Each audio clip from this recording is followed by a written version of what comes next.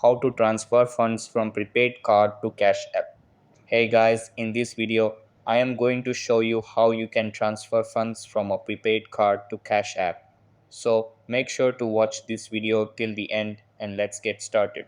So the first thing that you want to do is launch the cash app on your mobile device. Over here, tap on your profile icon located at the top right corner of the screen. After that, scroll down and select the linked banks option.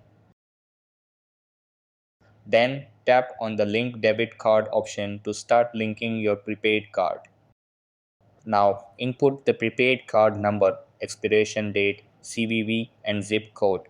After entering these details, tap on the add card button at the bottom. Once this is done, you will be redirected to the linked bank accounts page where you can see that your prepaid card has been successfully added.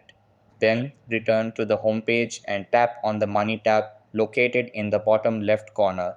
Over here, select the Add Cash option.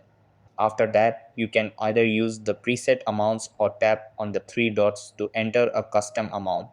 Then confirm your Cash App PIN and press the Next button. Once completed, you will see a confirmation message stating that the funds have been successfully added to your Cash App account. So, that's how you can transfer funds from a prepaid card to Cash App. That's all for this video.